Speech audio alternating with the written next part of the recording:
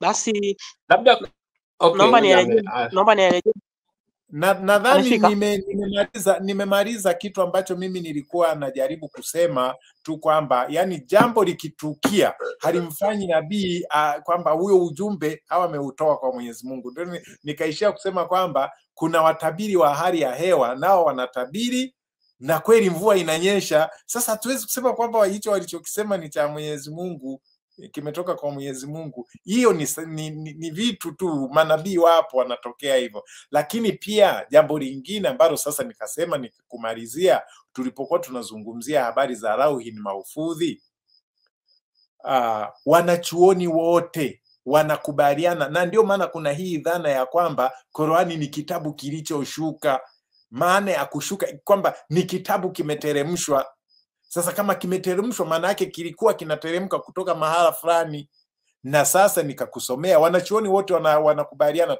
Angalia tafsiri zote, Ibn Kathiri, Tabari, sijui Zamakhshari, watafsiri wote, kina Jalalaini, kina Ibn Abbas, nani, hii aya wametafsiri hivyo kwamba kuna Lauhul Mahfudhi mahala fulani ambayo Mwenyezi Mungu amehifadhi kitabu chake. Amehifadhi kitabu, ni kwamba hicho kitabu ndio kitabu mama, na kutoka hapo Jibrilu sasa. Network yako inazingua kweli. Sasa sijui kama ni zamu yetu pia kuuliza, maana hapa kwenye stage kuna watu wengi wanasubiria na wao pia wachangie, au sijui watauliza, yani labda mtupe mwelekeo kwamba sisi wengine tulio huku chini wanaosubiria kwamba wao watachangia au watauliza tu maswali. Suleimani, labda mlikuwa mmepanga kama sana tulivyopanga ni maswali kutokana na muda. Sababu hapa chini kuna watu nadhani na watakuwa na maswali pia. Labda lakini pia pia uliuliza maswali kama pia mchangiaji nakumbuka niliuliza maswali matatu na nakumbuka yote nimeandika hapa. Ungependa kuyajibu hayo kwanza? Ndio. Okay. Umeuliza swali la kwanza, je, Mwenyezi Mungu anaposema katika surati Haji sura namba 15 na namba 9 kwamba atailinda hii dhikri, je, maana yake ni Qur'ani tu au dhikri inamaanisha na vitabu vingine? Jibu lake ni moja, kuwa ni Qur'ani, kwa sababu ifuatayo. Hiyo ni aya ya 9. Ukishuka kwenye aya ya 6, Mwenyezi Mungu anasema hivi, na wao wanasema, kimaanisha wasio kwa Mtume sallam, ya kwamba wewe ambaye dhikri imeshuka kwako kuwa ni mwenda wazimu. Mwenyezi Mungu anasema Mtume sallam kuwa dhikri imeshuka kwa Mtume Muhammad sallallahu alaihi wasallam, na aya ya 9 kisha anasema dhikri yeye ndo ameshusha hiyo dhikri atailinda. Kwa hiyo ukienda tunasema context ya neno dhikri hapa ikimaanisha ni Qur'ani, sio vitabu vyote vilivyopita. Context inasema hivyo. Pia umeuliza swala la Uthmania radhiallahu anhu kuchoma Qur'ani, kopi za Qur'ani, lakini pia ukasema swala la Ibn Mas'ud nitaelezea. Ukienda katika Sahih al-Bukhari, ukienda katika juzuu ya 6, ukienda katika kitabu namba 66, ukienda kwenye sura namba 3 na sura namba 4, pale zinaelezea juu ya hivyo visa. Na kisa unachokizungumzia kinapatikana kwenye hadisi namba 512 ya juzuu ya namba 6. Inasema hivi kwamba kwanza tunaanza kwa Abu Bakari, kukusanya Qur'ani kwa Abu Bakari, kisha kumuulizia kusana sala ya Uthmani, hadisi namba 515 ndio tunaenda kuigusa sasa hii hapo sasa, ya kwamba tunamuita Afdi radhiallahu anhu alienda kwa bwana, ewe kiongozi wa waumini, litetee taifa hili kabla hawajaitarifiana kutoka Qur'ani kama walivyoitarifiana watu waliopita. Angalia statement, kabla hawajahitarifiana, maana yake kwamba wakati tunazungumza Qur'ani walikuwa hawajahitarifiana. Kama ingekuwa wamehitarifiana angesema hivi wameshahitarifiana, ila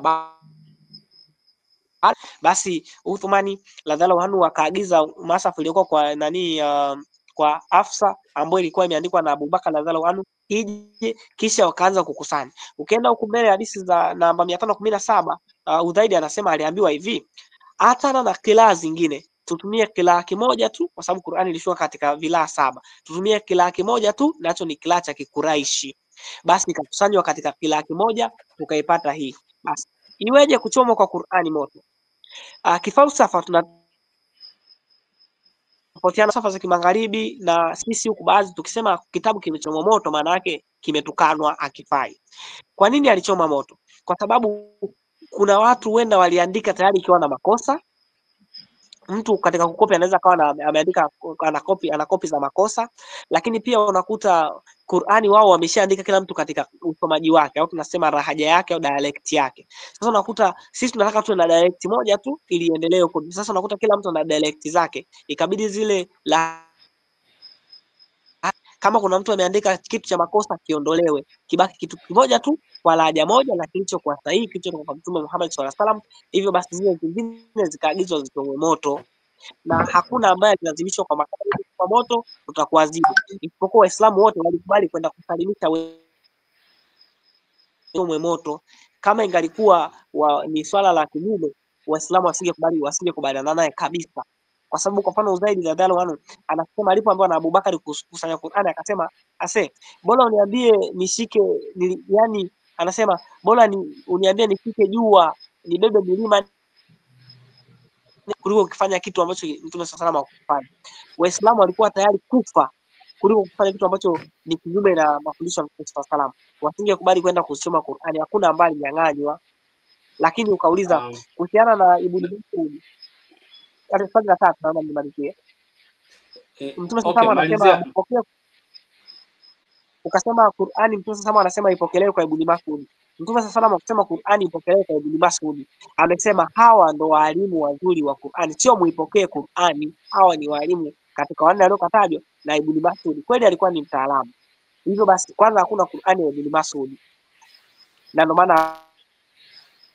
ndio maana hatuwezi kusema tumepokea Qur'ani kutoka kwa Ibn Mas'ud, kwa sababu Qur'ani tumepokea kutoka kwa wote. Lakini pia Mtume sallallahu alisema nini kuhusu mahalifa? Anasema nachukueni katika sunna ya mahalifa wangu waongofu wanne. Kile ambacho kinafanywa na mahalifa hao wanne kisha na mkichukue. Na bahati nzuri Qur'ani ambayo tunayo tumeichukua kutoka kwa mahalifa wale wanne. Mahalifa wanne. Kuhusu kuchukua tunachukua kwa mahalifa wanne. Asante, nadhani nimejibu maswali yako. Sijui kama ninaruhusiwa ku-comment. Endelea. Mimi tumeshamaliza yani. Sawa, comment. Karibu. Asante. Kwanza kwenye hoja ambayo unaisema hiyo hadithi ambayo umeinukuu baada ya vita vya Yamama, walikuja kwanza kabisa, umeanza na Qur'ani ikikusanywa wakati wa Abubakari, na inaonyesha kwamba mpaka Mtume anaondoka duniani hakuiacha Qur'ani imekusanywa pamoja kama masaf, kama kitabu kimoja. Kwa hiyo juhudi zilianza kufanywa wakati ambapo watu wengi waliondoka kwa Uislamu, waliritadi, na Abubakari akaanzisha vile vita na ikatokea vita vya Yamama, ndipo hifadhi wengi wa Qur'ani waliokuwa wamehifadhi Qur'ani wakafa, na ikaonekana kwamba Qur'ani ingepotea kama hawa waliokuwa wanahifadhi Qur'ani wangezidi kufa katika vita mbalimbali. Kwa hiyo likapendekezwa kwamba wazo la kuikusanya Qur'ani, Abubakari akamuita kijana mdogo huyo Said bin Thabit na kumpa hilo jukumu. Swali linakuja la kwanza la kujiuliza kwamba ikiwa wakati wa Mtume alisema ipokeeni Qur'ani kutoka kwa au isomeni Qur'ani kutoka kwa hawa maswahaba wanne, ukasema kwamba Mtume hakusema hivyo. Nina kitabu hapa, kitabu ni Alul al-Marjan, ukurasa wa 930, hadithi namba 1600, inasema hadithi ya Abdullah ibn Amri kutoka kwa Mashruk, amesema alitajwa Abdallah kwa Abdullah ibn Umar, akasema yule ni mtu ambaye nitaendelea kumpenda, na haswa baada ya kumsikia Mtume wa Allah akisema isomeni Qur'ani kwa watu wanne, kwa Abdullah ibn Masud akaanza na yeye, na Salim maula wa Abu Hudhaifa, na Hubei ibn Kab na Muadh ibn Jabal. Buhari juzuu ya 5 hadithi namba 103. Kwa hiyo kumbe zama za Mtume alipendekeza Waislamu waisome Qur'an. Katika lafzi nyingine ya hii hadithi anasema ichukueni Qur'an ama ipokeeni Qur'ani kutoka kwa watu hawa wanne, akianza na Abdallah ibn Masud. Mtu wa pili ni Salim mwachwa huru wa Abu Hudhaifa, mtu wa tatu ni Ibn Kab na mtu wa nne ni Muadh ibn Jabal. Hasa swali unajiuliza, kwa nini Abubakari hakurejea kwa wale watu wanne ambao Mtume aliwapendekeza, isipokuwa hakaenda kumtafuta kijana mdogo ambaye ni kijana wa Kianswar, na huyu kijana alikuwa mdogo kiasi kwamba wakati Abdallah ibn Masud alipoona hivyo alisema hivi. Abdallah ibn Masud anasema maneno haya ambayo tunayapokea kwenye Buhari juzuu ya 6 hadithi namba 522. Anasema hadithi ya Abdallah ibn Masud kuwa alitoa hotuba akasema, wallahi nimejifunza zaidi ya sura 70 kutoka kwa Mtume wa Allah, na wallahi maswahaba wa Mtume sallallahu alaihi wasallam walielewa kuwa mimi ndiye mjuzi zaidi yao kuhusu kitabu cha Allah, nami si kuwa mbora wao. Shakiki mpokezi wa hadithi hii amesema, nikakaa katika miduara ya makundi ya watu waliosikiliza alichokisema, sikupata kulisikia jibu kinyume na lile. Anaendelea kusema Abdallah ibn Masud, hadithi ya Abdallah ibn Masud amesema, wallahi ambaye hakuna Mungu anayestahili ibada isipokuwa yeye, haikuteremshwa sura katika kitabu cha Allah isipokuwa ninaelewa wapi imeteremka, na haikuteremshwa aya katika kitabu cha Allah isipokuwa ninaelewa kwa sababu gani imeteremshwa, na kama ningalimuelewa mtu mwenye kujua zaidi yangu kitabu cha Allah na sehemu alipo na ambapo ngamia wanafika, basi ningalimwendea. Haya ni maneno ya Abdallah ibn Masud. Anasema kwamba yeye ni mjuzi na ni jambo ambalo Mtume mwenyewe halilijua na Mtume halipendekeza. Hasa angalia, dola ya Kiislamu haikuenda kwa wale ambao walikuwa wamependekezwa na Mtume, bali wanaenda kumchukua kijana wa Kianswar ambaye ana umri kama wetu, umri wa miaka 20 kipindi hicho, baina ya 17 na 20. Na ndio maana Abdallah ibn Masud alipoulizwa alisema kwamba huyu kijana alikuwa katika mgongo wa kafiri, wakati mimi najifunza Qur'ani zaidi ya sura 70 kutoka kwa bwana Mtume. Sasa ninajenga hii dhana kwa sababu utakuja kugundua huku mbele ukisoma tarikh na sira, utagundua kwamba msahafu wa Abdallah ibn Masud ulikuwa ni tofauti, na yeye aliwaambia watu wake kwamba msiitikie kuchoma Qur'ani zenu na mfiche, na hatimaye akakuja kufukuzwa kuelekea maeneo ya Kufa kule, na historia ipo wazi kuhusiana na uhusiano wake aliokuwa aswa na Uthman bin Affan. Sasa nikimaliza, Mtume zama zake alipendekeza Qur'ani kwamba nafikiri ni kisa maarufu sana tunakijua, ngoja nitafute hadithi yenyewe. Ni kisa maarufu ambapo kuna bwana alimsikia mtu akisoma, ilikuwa ni Omar bin Khattab, alimsikia mtu akisoma Suratul Furqan akiwa ndani ya msikiti, tofauti na alivyosomeshwa na Mtume. Hakakaribia kumng'ata yule bwana, lakini hakamsubiria mpaka alipomaliza kuswali. Alipomaliza kuswali akamfunga, akamshika kwenye shingo yake na kumpeleka kumgongoja mpaka kwa Mtume. Kisha anakwenda anamwambia Mtume, bwana, nimemsikia mtu huyu akiisoma Qur'ani tofauti na ulivyonifundisha. Mtume anamwambia Omar, mwachilie Al-Faruq, mwachilie. Akamwachilia. Alipomwachilia Mtume akamwambia, bwana, haya wewe Amr, kasome. Akaisoma. Mtume akasema hivyo ndivyo ilivyoshushwa. Akamwambia na Omar vile vile, wewe soma. Akasoma. Alipomaliza kuisoma akamwambia hivi ndivyo ilivyoshushwa. Qur'ani imeshushwa katika namna 7 tofauti. Neno la Kiarabu lililotumika ni uruful sabah. Sasa hili neno hurufu sabah sio lahaja kama ulivyotaka kusema kwamba ni lahaja au sijui ni hapana, sio lahaja, kwa sababu hawa wote wawili walikuwa ni Makureshi, tena wote ni Bani Hashim, samani, wote ni Makureshi. Kwa hiyo kama ingekuwa ni issue ya lahaja kama vile Kiswahili leo kina Kiswahili cha Tanga, kuna Kiswahili cha Kimvita, kuna sijui Kiswahili cha Kongo, tusingepata hilo tofauti. Kwa sababu gani? Hawa wote wanaohitilafiana ndani ya msikiti, mtume mwenyewe hakiwa ni watu wenye kabila moja.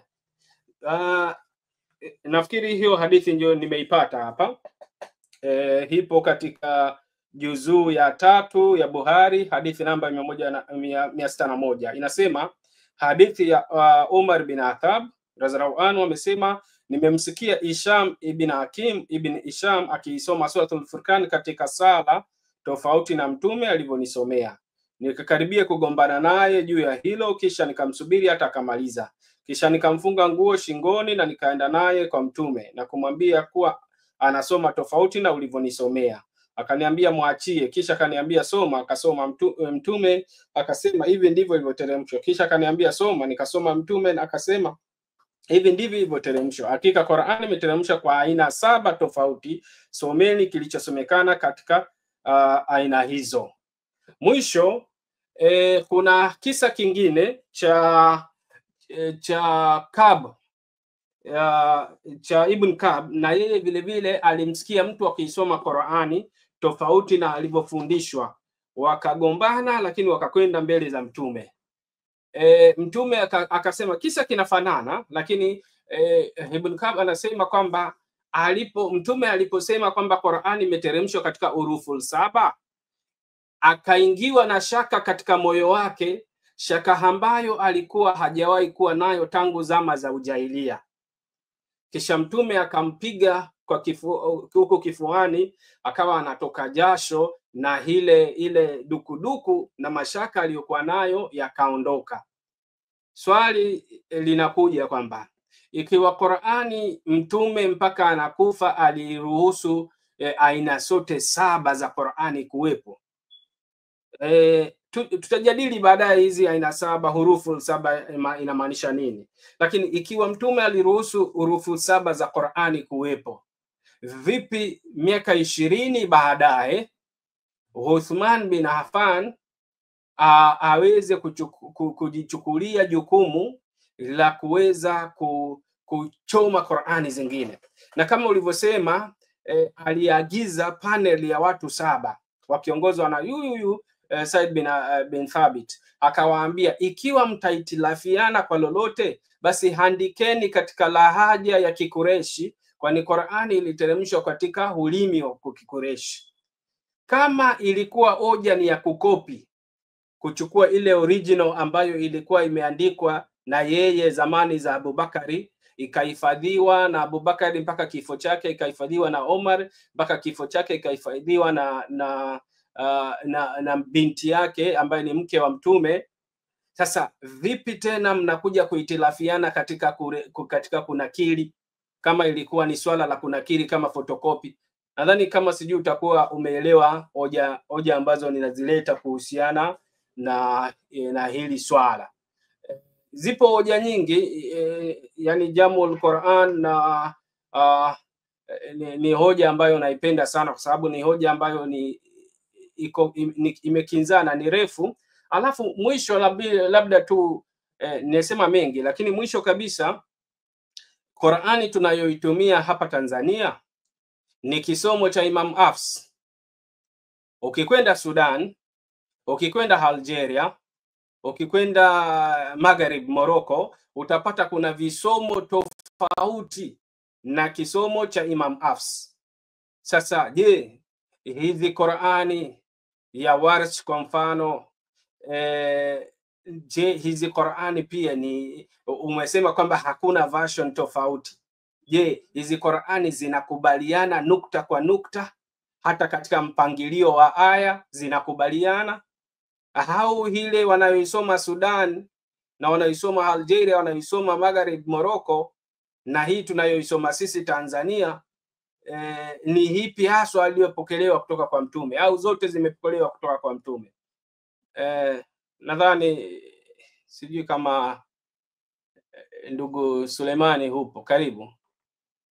Ndipo, na nimekusikia kwa umakini sana, na maswali yako yanaonyesha kwamba nazungumza na msomi na mfuatiliaji. Ningependa kuanza kidogo kidogo nisikie hoja zako. Pia unasema, ulianza kusema kwamba Mtume SAW aliacha Qur'ani ijakusanywa katika kitabu kimoja.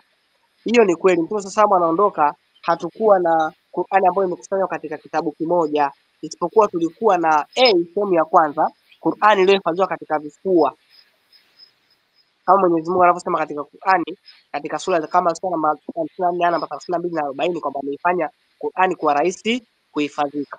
Sehemu ya pili aliacha ni ile ambayo watu walikuwa, kwa mfano waandishi wake, tutaenda kuangalia huko mbele, waandishi wake walikuwa wananukuu kwenye kile ambacho anakiandika. Mwisho wa siku ikawa, kwa mfano Mtume SAW amepata aya mpya, anamuita mwandishi mmoja, anamwambia andika. Akishaandika anamuita mtu mwingine asome, akisha prove kwa kile ile anapeleka kasome kwa watu wengine. Sasa unakuta labda aya niliandika hapa, imeandikwa hapa, inapopelekwa kwa maswahaba wengine, mpaka mwisho wa siku inaenda kwa labda kukaa kwa mtu mwingine kabisa, yeye anaisoma, inakaa kwa huyu, inakaa kwa huyu, inakaa kwa huyu. Mfano katika sura Twaha, sura namba 20 aya namba 15 hadi 20 zilikuwa kwa nani pale, uliokisema, lakini pia ukasema ipokeeni. Basi mzuri unasema kwamba zile hadithi ambazo umezitoa, hakuna hadithi ambayo inaonyesha moja kwa moja amesema ipokeeni Qur'ani, isipokuwa alisema wale ni wataalamu wa Qur'ani. Na kwa utaalamu wa Qur'ani ya Ibn Mas'ud, hiyo ni swala ambalo linakubalika na linafahamu. Lakini pia ukauliza kwa nini apewe jukumu kijana mdogo, swali zuri sana, na kujibu kama ifuatavyo, ya kwamba kipindi cha Mtume SAW kila mmoja ya daraja zake kutokana na sifa zake kadhaa.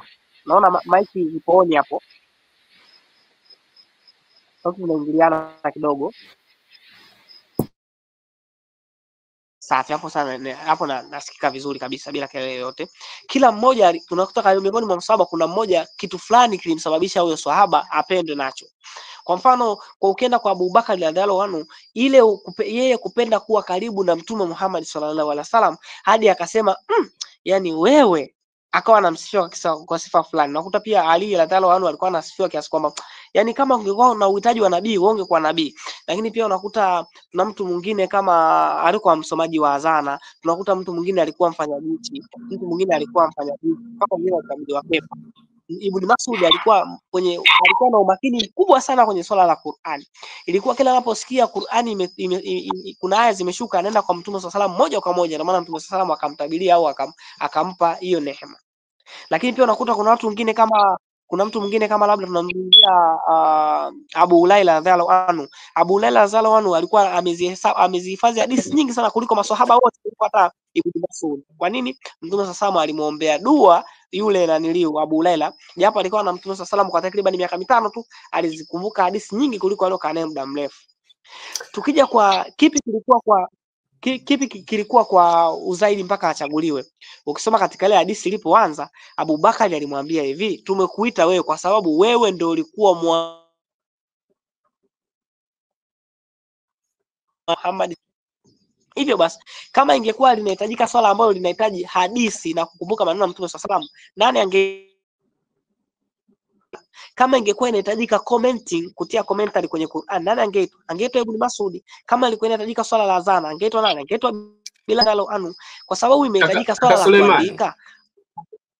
Naam. Kaka Sulemani, naomba kidogo yani usitoke nje ya mada kidogo, kwa sababu issue ni kwamba wote tunakubaliana kwamba zama za Mtume alisema kwamba isomeni ama hichukueni au ipokeeni, na ukitaka lafdhi iliyosema kwamba pokeeni Qur'ani, nitakutafutia hizo hadithi, zipo na hakika zipo kwamba na ikiwa hatukuwa na mashaka kwa hawa watu wanne, kwa nini kijana ambaye Maka halikuwa hajazaliwa wala hakuwepo katika ile miaka ya Maka, kwa hiyo ni kijana wa Kianswari, Na ndio maana Ibn Masud mwenyewe, sio mimi ninayelalamika leo, Ibn Masud mwenyewe analalamika, anasema ficheni misahafu yenu wala msikubali misahafu yenu hichomwe, na anasema kwamba mimi nikijifunza zaidi ya sura 70 kwa mtume, huyu kijana halikuwa katika mgongo wa kafiri, manake alikuwa hajazaliwa na yule baba yake ambaye ni jahilia. Kwa hiyo sasa kama ndo hivyo sasa, swali la kujiuliza, kwa nini tusirejee kwa kumtii bwana mtume na kwa wale wanne aliowapendekeza?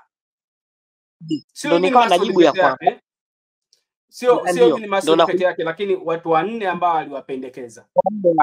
Safi, narudia tena. Inapokuja kwenye swala la wa maswahaba Mtume sallam, kila swahaba alimpa daraja kutokana na kile Ibn Masud miongoni mwa watu ambao walijifunza sehemu kubwa ya Qur'ani kutoka kwa Mtume sallam mwenyewe, na ndio maana akampa daraja ya kuwa na ufahamu mkubwa wa Qur'ani. Swala ambalo lilihitajika pale ni swala la kukusanya Qur'ani, ina maana uandishi wa Qur'ani, na ndio maana ukisoma katika ile hadithi kutoka Sahih al-Bukhari juzuu namba 6 kitabu namba 66 sura namba 3 hivi hadithi namba 512, baada ya Abubakari kumuita Uzaidi, kipi alimwambia? Tunakuita kwa sababu wewe ndio ulikuwa mwandishi wa Qur'ani kipindi cha Mtume sallallahu alaihi wasallam. Kwa hiyo kilichofanya aitwe pale kwa sababu kipindi cha Mtume Muhammad sallallahu alaihi wasallam yeye ndio alikuwa mwandishi wa Qur'ani.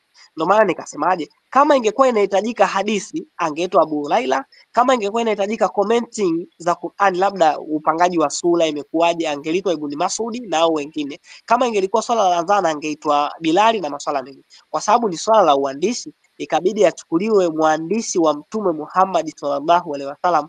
Mbona kwenye hiyo hadithi ipo wazi Abubakar alisema hilo?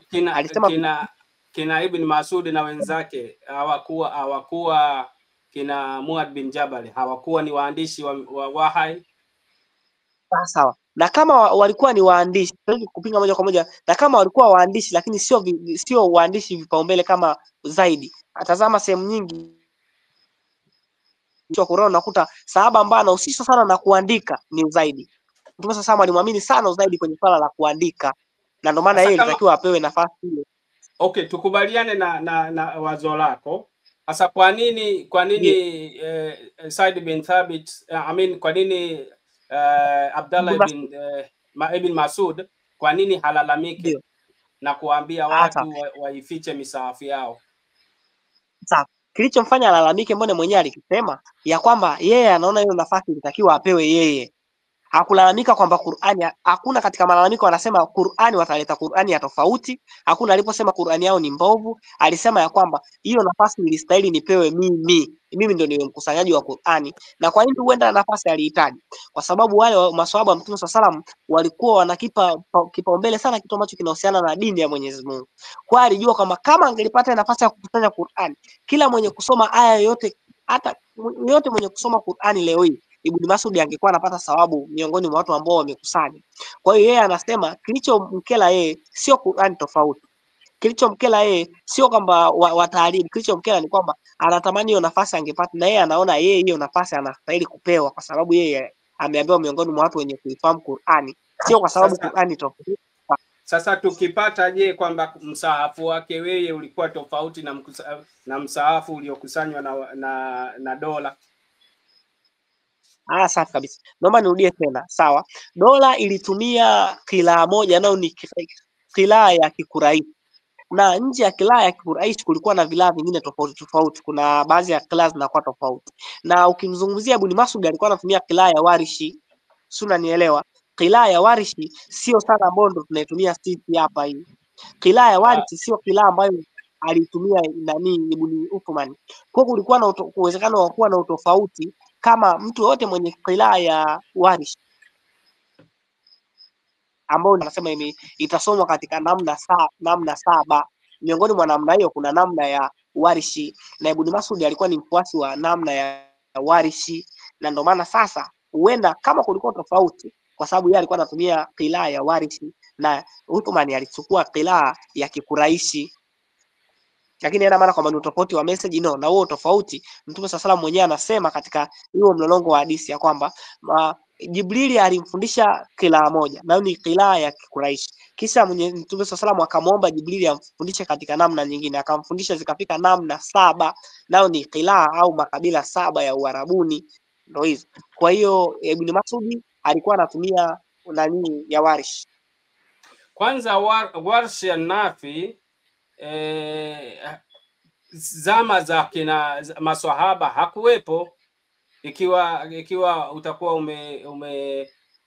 umesoma mambo za kiraa za Qur'ani, Warshi hakuwepo kabisa. Warshi kwanza ni mtu wa Egypt, ni mtu wa Misri, na amekuja kufa mwaka wa 197 Hijiria. Kwa hiyo wala hatuwezi tukamuhusisha na nyakati za kina maswahaba, lakini hoja kubwa ni kwamba, na nitakusomea hapa kwamba kuna baadhi ya sehemu ambapo yeye alikuwa akisoma Qur'ani tofauti kabisa na ilivyokusanywa na Said bin Thabit. Labda nitatafuta hizo nini nikusomee hapa. Lakini kimsingi wewe unasema kwamba ile lahaja iliyoteremka Qur'ani ni lahaja ya Kikureshi, lakini Mtume aliruhusu Qur'ani kwa herufi 7. Ndio. Kama Mtume mpaka anaondoka hizo 7 zote zilikuwepo, ni nani ambaye amekuja kuziondoa hizi 6 ili tubaki na moja? Swali zuri. Safi kabisa. Naomba kwanza nianze ni kujibu swala la Warshi, kwamba kweli Warshi ni mtu wa baadaye. Kuna vitu vili kwenye falsafa tusivichanganye, kati ya concept na jina. Mfano, leo hii wewe ni mtaalamu wa dini, nikikuuliza dini ya kale zaidi utaniambia dini ya kale ni Uwindu. Sio, ni ipo kiongozi hapo, lakini jina la Uwindu ni jina la karne ya 19. Akina bwana Maxwell kule na watu wengine, kuna Maxi na watu wengine ambao walitoa jina la Hinduism. Sasa iweje Hinduism ni dini ya kwanza alafu jina iwe karne ya 19? Kuna concept na jina, tunanielewa. Na ndio maana watu wengine wanaanza kukwambia imeandikwa kwa muda kabla ya kuzaliwa Yesu Kristo, lakini neno Biblia ni neno la baadaye. Uchanganye kati ya concept na jina.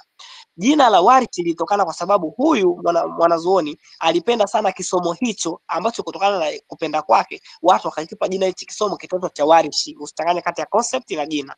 Hiyo namba 1 nimemaliza. Namba 2, alitoa wapi amri ya kusoma kila kimoja? Tunapokuja kwenye historia ya Mtume SAW, kuna kipindi cha Mtume SAW kilikuwa na faida, baada yake yeye unaweza kukuta labda kulikuwa na sababu ya kufanya kinyume chake. Na ndio maana ukiangalia Abubakari alivyoambiwa na Umar radhiallahu anhu, akasema kwa nini nikusanye Qur'an na Mtume ya kuikusanya? Abubakari akamwambiaje? Kwa sababu katika hilo kuna faida.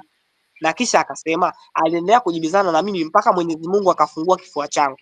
Naye Uzaidi akauliza swali hilo, akamjibu hivyo hivyo, kwa sababu kuna faida. Hivyo basi, kwa sababu ya kipindi cha Mtume SAW kulikuwa na faida kubwa ya kuhifadhi, baada yake yeye kuna faida kubwa ya kuhifadhi Qur'ani, basi hifadhiwe.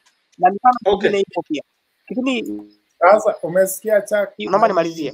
Mimi naomba ni moja tu hapa, alafu mimi nitawaacha kwa sababu nataka wengine pia waulizie kwenye Buhari. Ndio. Tutakuwa tunamaliza pia hata sisi. Kwenye Buhari juzuu ya 6 hadithi namba 468 inasema hivi. Hadithi ya Abu Darda,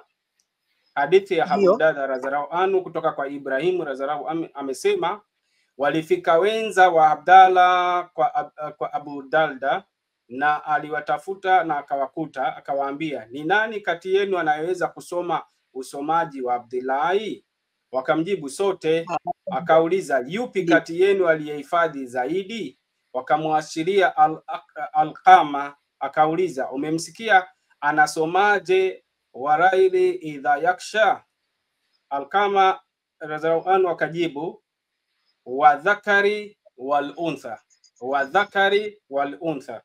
Akasema, ninathibitisha kuwa nimemsikia Mtume sallallahu alaihi wasallam akisoma hivi hivi, na hawa wananitaka nisome wama khalaqa dhakara wal untha, wallahi sifuati. Sema neno hayo, anasema wallahi sitofuata hicho kisomo chao cha kusema nini, wama khalaqa dhakara wal untha. Sasa leo tukichukua msahafu wa huu ambao tunausoma wa Imam Hafsi, umekopi hiki ambacho Abdallah alikuwa anasema wallahi siwezi nikafuata kisomo hicho kwa sababu sikujifunza kwa Mtume. Sasa inaonekana hapa Mtume akaifundisha, nafikiri hiyo ni sura 93, inaonekana akaifundisha kwa namna tofauti.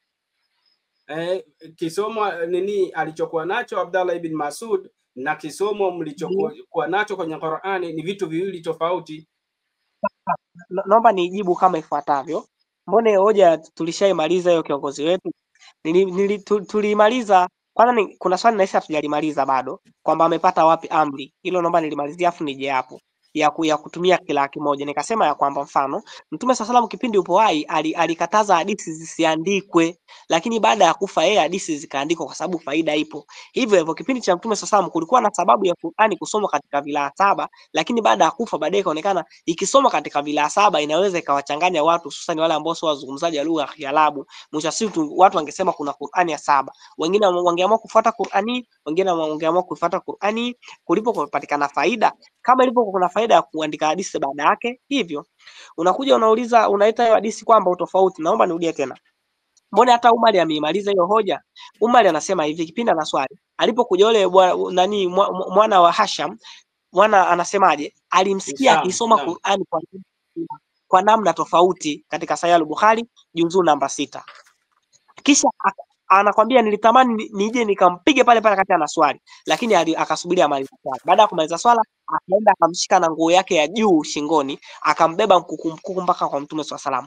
Kisha akamwambia, mbona umemshika hivyo? Akasema nimemshika kwa sababu nimesikia anasoma Qur'an tofauti na ulivyonielekeza wewe. Mtume SAW akafurahi akamwambia hivi wewe Ibn Hisham isome. Ibn Hisham akaisoma. Kisha akamwambia, akasema hivyo ndivyo nilivyokufundisha. Akamwambia Umar, nawe Umar isome. Akasema ndivyo nilivyokufundisha. Akasema kwa hakika Qur'ani imeshushwa ikisomwa kwa namna 7. Sio, unanielewa? Kwa hiyo tofauti wa Ibn Mas'ud na hii hapa, nikupe nani moja ya kutafakari, sawa? Imagine bwana Umar amemsikia nani Ibn Hisham akisoma ile Qur'ani, lakini baada ya Mtume sallallahu alaihi wasallam kuwa Ibn Umar angekubali kusoma kama alivyosoma nani Hisham? Unaona sasa kitu ambacho kiko hapa ni kwamba hawa wote kaka, nina point hapo kwenye hiyo mambo ya kiraa hizo. Naam, nadhani tuirizevu tutakuja tuongelee kuhusiana na visomo, lakini mimi point yangu nilikuwa nataka niwarejeshe kwenye waandishi waandishi wa Mtume na namna ambavyo walikuwa wakiandika. Nadhani hiyo pointi mmeiongelea kuhusiana na wale wa kina Ibn Masudi, kina Zaid bin Thabiti na wengine na kwamba Mtume sasa alitaka Qur'ani ichukuliwe kutoka kwa hao. Kiukweli hata hao waandishi hao bado kuna hitilafu nyingi. Kwa mfano mimi ninataka nimrejeshe nani bwana Sulemani. Ukisoma katika sura ya 6 aya 93, sura ya 6 aya 93 inasema 6:93, nani dhalimu 6:93 inasema nani dhalimu mkubwa kuliko yule 6:93, nani dhalimu mkubwa kuliko yule anayemzulia uongo Mwenyezi Mungu? Umeona? Au anayesema mimi nimeletewa wahai. Unaona hapo kulikuwa na mtu aliyekuwa anasema nimeletewa wahai na mimi. Umeona? Sasa sababu ya kushuka sasa, sababu nuzuri ya hiyo aya, ukisoma kwa mfano sababu nuzuri ya Imam Suyuti ameeleza vizuri, lakini pia ukisoma tafsiri ya Qur'ani inaitwa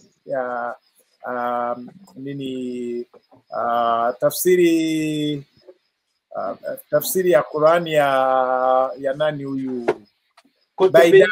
Baidawi, okay. Tafsiri ya Baidawi anaeleza kisa cha mwandishi mwingine. Baidawi anasema kwamba wakati wa Mtume waandishi walikuwa wameshakuwa wengi mpaka 42, achana tu na hao wanne, kuna waandishi zaidi hata ya 40 yani. Sasa mmoja kati ya hao waandishi hao alikuwa anaitwa Abdallah ibn Abi Sa bin Saadi bin Abi Salha. Huyu Abi Salha ukisoma katika bahati mbaya nani yangu imezima hapa, ukisoma sura ya 23 aya ya 14, hiyo aya iliposhuka Abi Salha aliongeza maneno yake, aliandika akaongeza na yeye vya kwake humo. Halafu baadaye Abi Salha akaisoma hiyo aya.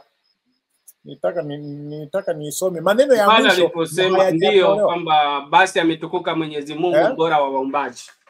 Soma sura ya 23 aya ya 14. Yaani nasema ni ile inayosema kwamba basi ametukuka Mwenyezi Mungu mbora wa waumbaji. Hicho ndio kipengele alichoongeza. Unanisikia? 23 ngapi? 23:14. 23:14 sura Al-Mu'minun. Naam. Ndio. Kipengele cha mwisho pale inasema kwamba basi ametukuka Mwenyezi Mungu bora wa waumbaji. Ndio. Ndio kipo. Ndio kipengele hicho ambacho Filipo anakizungumzia. Sijui kwamba yani kwamba kimeongezwa. Yani kwamba Mtume alikuwa anasoma namna mwanadamu alivyoumbwa kutoka kwenye umbile la kutoka kwenye tone la manii, likafishwa damu, likawa baadaye likawa mtoto. Sasa wakati anasoma, wakati anapokea ule wahai, kwa mujibu wa hii nini alokuwa akiandika ni huyo Abdallah ibn Abi Sa. Ndio mtandao wangu nadhani una shida hapa, unaenda dakika chache unazima, lakini pointi niliyokuwa nataka kuieleza ni kwamba Abi Salha ukisoma hiyo aya, nadhani mmeisoma, sijui wakati nisipo ama hamjaisoma. Ukisoma hiyo aya, Abi Salha aliongeza maneno na alipokuwa naisoma Mtume maneno hayo yakampendeza, unaona maana? na akasema basi hiyo aya ndio imeshuka hivyo. Abi Salha akasema sasa kama haya maneno nimeweka mimi mwenyewe, halafu na Mtume naye ameyapenda, amesema ni mazuri, basi mimi nami nimeshushiwa wahai. Na akaondoka. Naam, baada ya hili tukio Abdallah ibn Abi Sa akaondoka, akaritadi, akarejea Maka, na akawa anawaambia watu kwamba ikiwa Muhammad ni mtume basi na mimi ni mtume, kwa sababu kayachukua maneno yangu kadai kwamba ni sehemu ya wahai. Bana mimi kwa kweli mtandao na ninyima raha sana. Hii mada tutaiweka vizuri baadaye tena. Lakini kiufupi ninachojaribu kusema, Muhammad alipomwambia bana, mtandao wako uko vizuri kabisa, yani unakata unapotea kabisa, ushapotea. Sasa hicho kisa mwalimu, labda nikimalizie kwa sababu nina ufahamu na kisa hicho, ni kwamba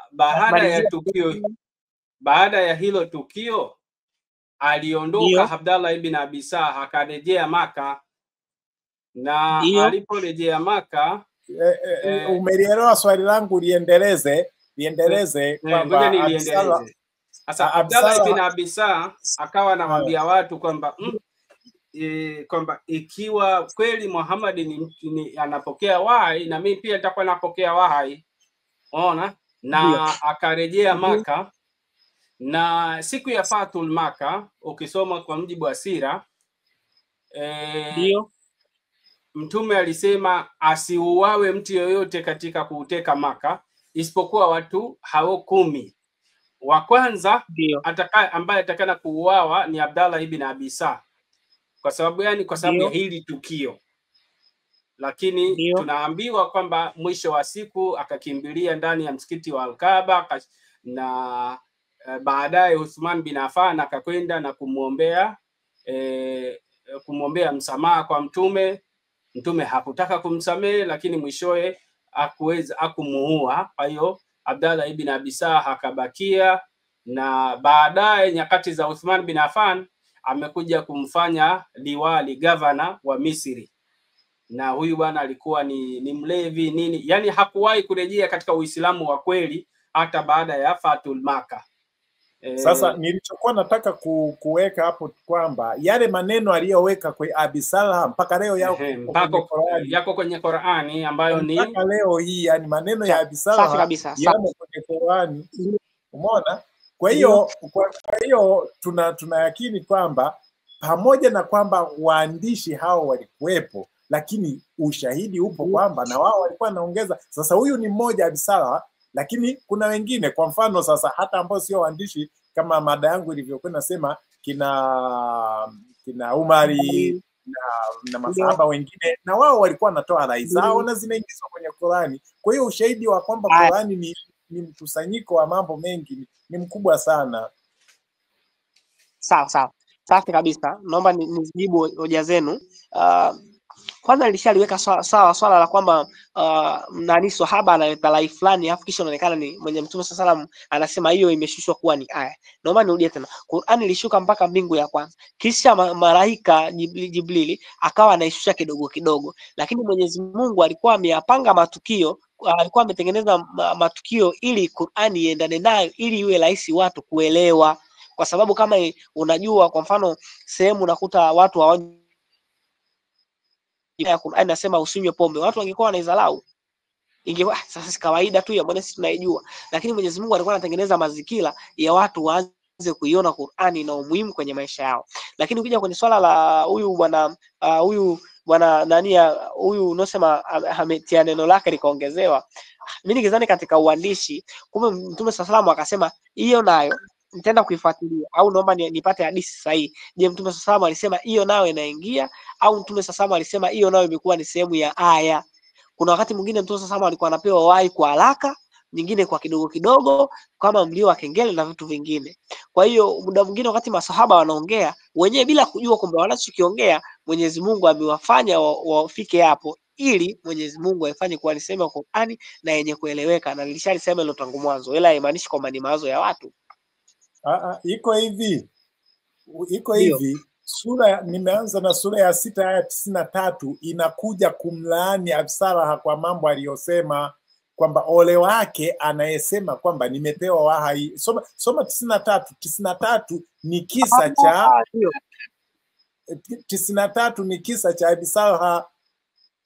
Umeona? Kwa hiyo Abi Salha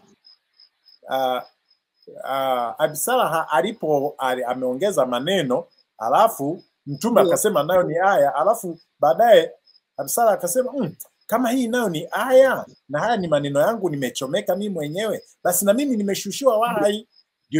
Ndio ikaja hiyo aya ya 693 ambayo ukiisoma sasa ole wake, soma aya ya 93 kwamba ole wake yule anayesema kwamba mimi nimeshushiwa wahi. Unaona? Kwa hiyo Abi Salha alikuwa, kwa maana hiyo ndicho kilichomfanya Abi Salha alitadi kwenye Uislamu.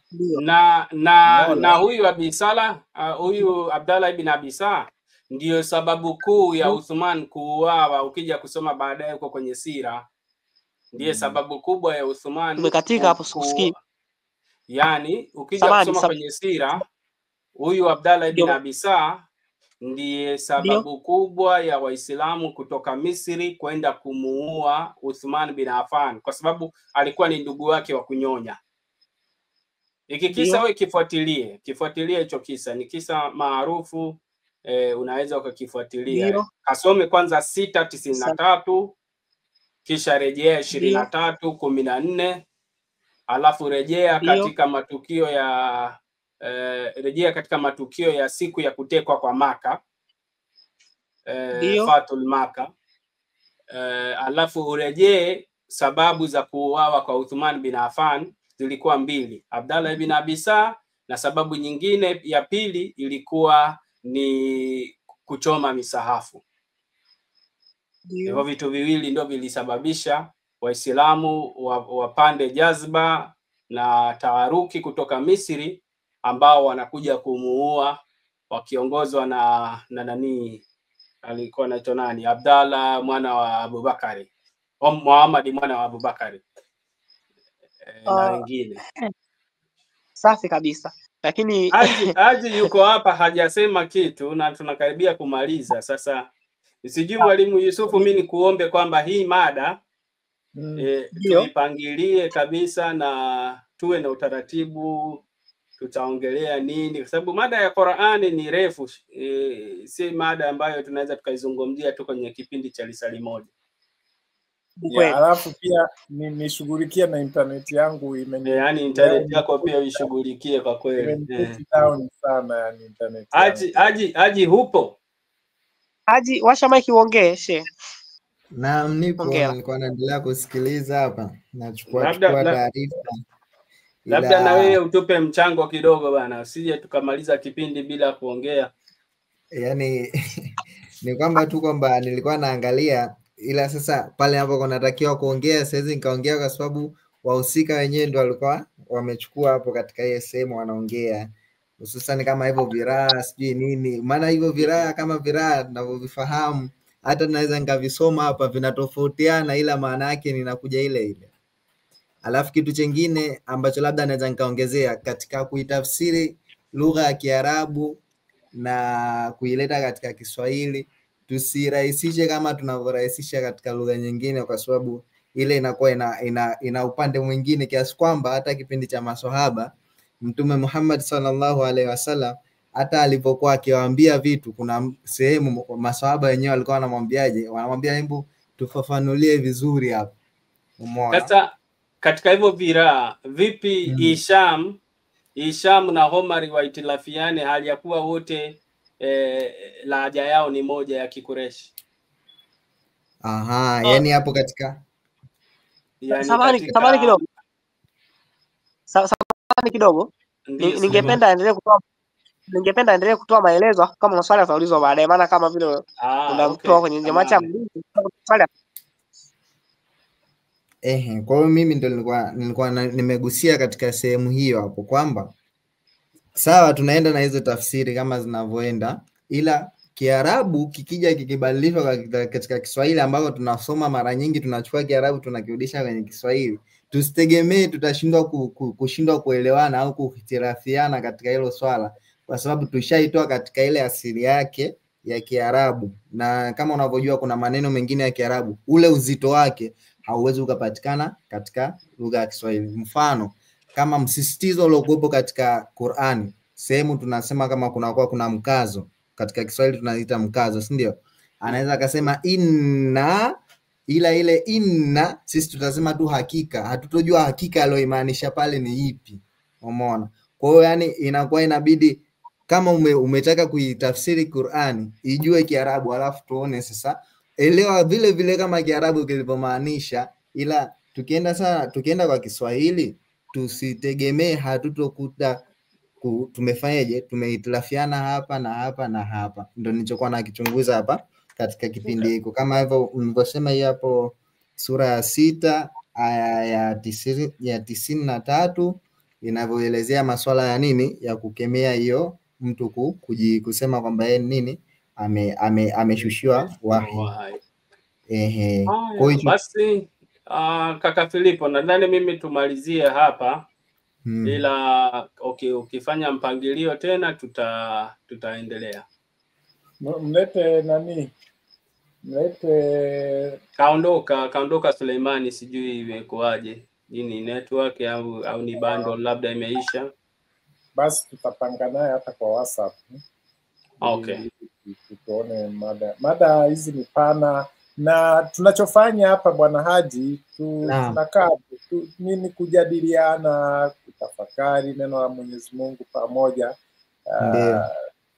Mwisho tufikie tu kuelewana, na hizi dini unajua na sisi tumezikuta tu nini, kwa hiyo takiwi tu kuzimeza hivyo. Sasa tumeshakuwa watu wazima, basi tusome, Mungu akitujalia tujifunze. Na uzuri sasa vitabu vyote vinatuasa kujadiliana yani. Kwa hiyo tukosei Mwenyezi Mungu, isipokuwa tunatimiza kile ambacho Mwenyezi Mungu ametuagiza tujadiliane. Kwa hiyo kile tulichokuwa tunaongea kuhusu sura ya 6:93, hatuongelei aya, tunaongelea sababu nzuri ya hiyo aya. Yani, sababu nzuri yake imeshuka kwa ajili ya Abdullah bin Salha. Unaona? Ambaye Abdullah bin Salha katika sura ya 23:14 alikuwa anaandika, alikuwa ni mwandishi wa Mtume, akaandika alipofika mahala akaongeza maneno yake. Sasa alipoongeza maneno yake ndipo sasa baadaye akaisoma aya yote pamoja na yale maneno aliyoongeza. Alafu Mtume akasema ndio hivyo ilivyoshuka. Abdullah akasema basi kama ndio hivyo, kama mimi nimeongeza ya kwangu alafu Mtume akayakubali, basi mimi nami nimeshushiwa aya. Ndio sasa ikashuka aya ya 6:93 kusema kwamba ole wao wasema kwamba nimeshushiwa wahai. Na dalili ya hiyo hapo nilikuwa naiomba Profesa, dalili ya hiyo historia hiyo nani, soma ukisoma sababu nzuri ya Imam Suyuti. Sababu nzuri sababu nzuri ya Imam Suyuti kwenye maelezo yake ya 6:93 na tafsiri tu za mashehe mbalimbali juu ya hizo aya mbili. Hata Imam Kutubi amerejea hicho kisa kwenye 6:93. Okay. Kwa hiyo wewe kachukua vitabu vya tafsiri uangalie walivyoeleza hiyo aya ya 6:93 na 23:14 maelezo yake kama nilivyosema pale, alafu urudi katika vitabu vya sira vinavyozungumzia siku Mtume alivyoiteka Maka akiwa na jeshi la Waislamu 10,000. Basi utaangalia jinsi ni kina nani ambao Mtume alisema wauawe au wasiuawe, kwa sababu gani, matukio zima yale utayapata. Samani, na hapo kwenye hiyo sura ya 6:93 hoja kuu ilikuwa nini? Kwamba yani kutokana na hivyo vyote hoja kuu ilikuwa ni kwamba kumbe katika uandishi na ukusanyaji kuna uwezekano pia wa mkono wa mwanadamu. Yani Qur'ani umefanyaje? Yani sijui kama ulikuwepo pale nilipokuwa nawasilisha kuhusiana na nilipokuwa naongea habari ya Umar kusema kwamba Mwenyezi Mungu ameniafiki katika mambo matatu, kwamba kuna mambo ambayo Umar akisema aya inashuka, yani rai za Umar zinakubalika na kufanywa kuwa aya ya Qur'ani. Okay. Hiyo nilikuwepo. Sasa ukijumlisha zile rai za Umar na masahaba wengine, lakini pia ukiongeza na haya, tunakuta kwamba katika Qur'ani kuna uwezekano pia kwamba kuna mchango mkubwa wa watu wengine waliokuwa wamemzunguka Muhammad ambao hawakuwa manabii wala hawakuwa na ufunuo wao vyovyote vile, lakini rai zao zimekubalika. Zilikubalika na nani? Zimekubalika na Mtume na zikajumuishwa ndani ya Qur'ani. Basi kama itafanyika tena basi itakuwa vizuri. Kutokana na muda. Safi, basi tutafanya wakati mwingine. Kwa sasa naomba tufikie hapa. Mwalimu Filipo, kama hupo, naomba utumalizie kwa dua jamani, ili tukamilishe kipindi. Nani? Nadhani sijui atakuwa ameondoka ama yupo. Naona amehanga. Basi ngoja tufikie hapo, tukutane tena katika wakati mwingine. Ndio. Haya, sawa. Asante kaka. Haya, shukrani sana.